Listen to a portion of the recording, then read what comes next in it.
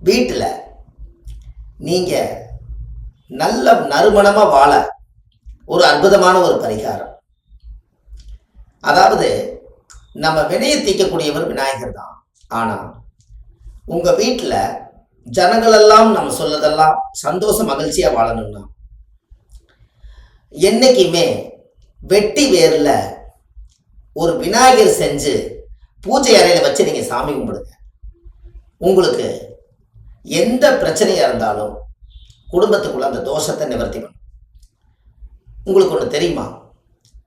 கோவிலில் கும்பாபிஷேகம் பண்ணாங்கன்னா பச்சை கற்பூரம், வெட்டி வேறு, கலசப்பொடி இதெல்லாம் போட்டு சாமி மேலே கொண்டு போய் அந்த பிரதிஷ்டை பண்ணுறதுக்காக தீர்த்தம் ஊற்றுவாங்க.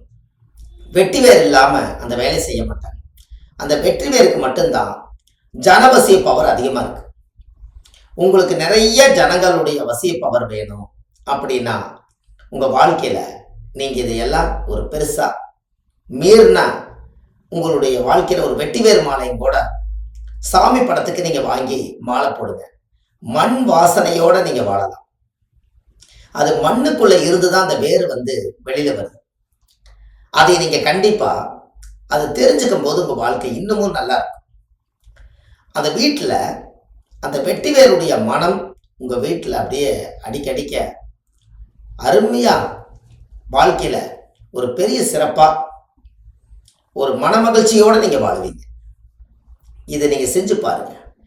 அதனால தான் அந்த காலத்தில் அரண்மனையிலையெல்லாம் வெட்டி வேறு வாசம் அப்படிங்கிற ஒரு வாசத்தை எந்த ஒரு தீய சக்தி இருந்தாலும் அது நீங்கி ராஜாவுக்கு அந்த காலத்தில் வசிய பவர் அதிகமாக இருந்திருக்கு. அதில் தான் வெட்டி வேற நீங்கள் கையில் நாம்பி எடுத்துகிட்டு போனீங்கனாலே நம்ம மேலே ஒரு வசிய சக்தி கூடும்.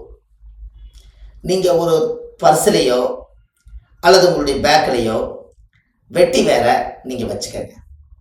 உங்களுக்கு உபாசனமான வீட்டில் தெய்வங்கள் இருக்கும், அதுக்கு ஒரு வெட்டி வேறு மாலை வாங்கி போடுங்க. அதில் மண் வாசனையோட உங்கள் வாழ்க்கை அருமையாக இருக்கும்.